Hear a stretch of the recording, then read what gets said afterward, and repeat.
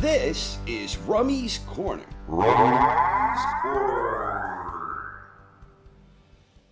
I just want to go out there, show the world that 45 and 55 is not a death sentence. We can do anything we want to do. Age is just a number. Age is just a number. Age is just a number. That is the inspirational theme that Big George provided for all the world to see. I never really knew who George Foreman was until he was on the unexpected comeback trail, more than a dozen years after he lost the heavyweight championship. By that point, Foreman hadn't fought in 10 years, and his comeback was widely perceived as nothing more than a money-making gimmick. That unlikely comeback actually started on the day of my 11th birthday. The early Foreman comeback corresponded with young Mike Tyson's rise, where one by one he was winning every major title of his day. The idea that Foreman would regain the heavyweight championship he last held before I was even born seemed laughable. No way it would happen. Foreman was old, slow, and out of shape, whereas Iron Mike was this menacing wrecking machine, widely perceived as an invincible powerhouse, not unlike how Foreman was viewed some 15 years earlier.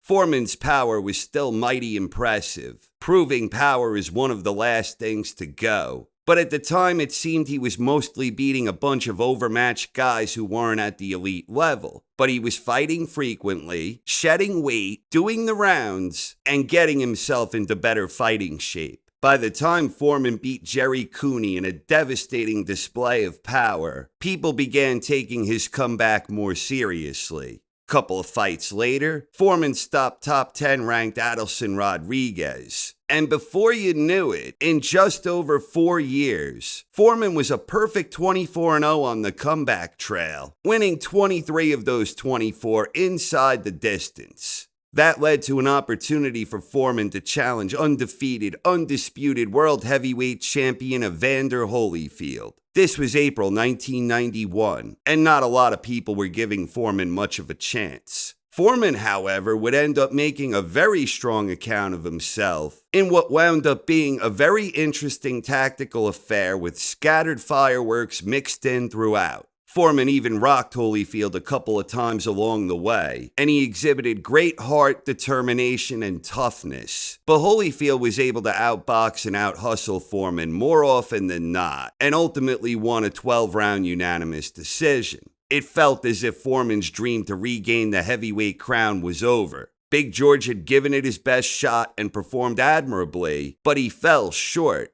Boxing, after all, is a young man's game, and George was too old. Foreman continued boxing, but his days as a serious contender were seemingly over. He'd still go on to win a few more fights, but after losing a 12-round decision against Tommy Morrison, there was no doubt about it. Foreman was officially finished at the elite level. But then the stars aligned, and it happened. After being out of the ring for 17 months following the loss to Morrison, in November 1994, the 45-year-old Foreman got the opportunity to challenge the new world champion, the undefeated 26-year-old Michael Moore. The fact that Foreman had fallen short at the top level against Holyfield, and then later lost against Morrison, very few were giving Foreman any chance at all in this one, especially since Moore had just beaten Holyfield to win the championship.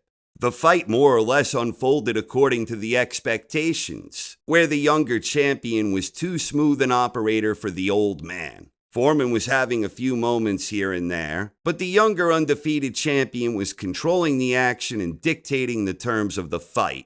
Foreman was having a lot of difficulty finding his range, and the champion's slippery slick tactics appeared too much for old George to contend with. But in round 10, it happened. By George, it happened. Foreman belted Moore with a 1-2 punctuated by a booming right hand that dropped the champion hard. Moore was down and he would not be beating the count. The fight was over, and at 45 years old, George Foreman had just become the oldest boxer to ever win the World Heavyweight Championship, a record that still stands to this day. Against all odds, Big George did the unthinkable. Nobody seriously thought he would regain the heavyweight crown when he began his comeback in 1987. People thought he should bow out after a strong effort against Holyfield in 1991. And nearly everyone was calling for his retirement after the Morrison loss in 93. But ultimately, George achieved his goal 7.5 years after his comeback began.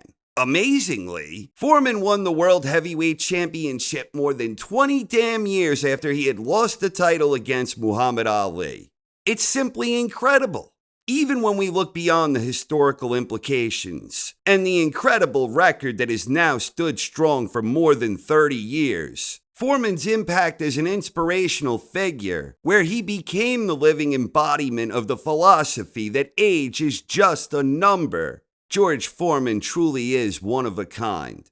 Big George was one of the most extraordinary boxers during the long, rich history of professional boxing. But above and beyond that, he was an extraordinary human being who entertained and inspired millions of people through his words and his actions, where he exuded unwavering heart, determination, and self-belief. Foreman was dynamic in a way that went beyond the context of boxing. What I remember most about Foreman from his second career was his larger-than-life personality, the merry and jolly beloved grandfather figure when he was doing talk shows and interviews, pitching fancy new revolutionary grills that carried his name, and guaranteeing us all that we were not going to pay a lot for that muffler. And I really just remember absolutely loving him as a commentator back in the day, where Foreman's enthusiasm over a well-placed body shot was simply contagious. I thought he was outstanding as a commentator, and I especially loved some of the banter between him and Larry Merchant. I consider them the dynamic duo of boxing broadcasting excellence. At times, the two would bicker like a married couple, but they were both so real, and it helped make for entertaining commentary that amplified the action, where for his part, George expressed relevant comparisons with his professional experiences in ways that were easy and fun to follow.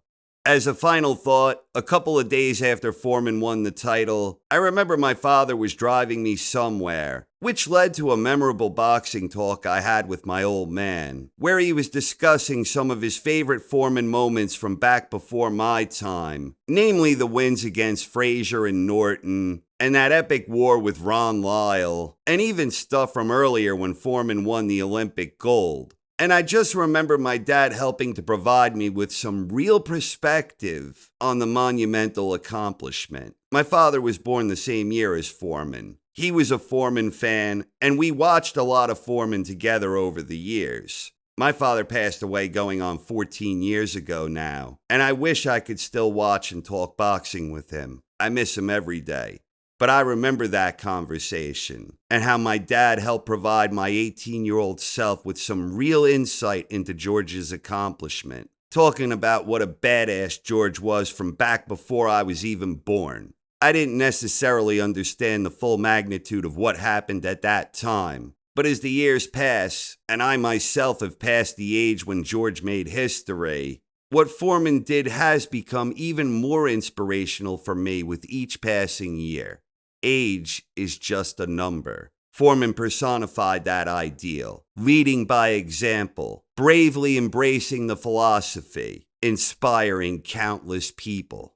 Now that Foreman has sadly passed away, his death likewise reminds us that age is just a number until it isn't. And while that might sound pessimistic, I mean it in a positive light. It's something that makes me look back at this extraordinary human being and realize we all have a finite amount of time in life, and none of us knows how long we got. But I continue to find inspiration in George's historic feat right now, where I hope to make the best of whatever time I have left and be the best version of myself I can be. Comeback George's legendary drive and determination, not to mention his kindness and decency, these are ideals worth striving for, and indeed, they remain motivational for me. Thanks, George, for everything. Age is just a number. My sincere condolences to Foreman's surviving family and friends. Rest in peace, George Foreman, And thank you for the magical memories. You were truly one of a kind.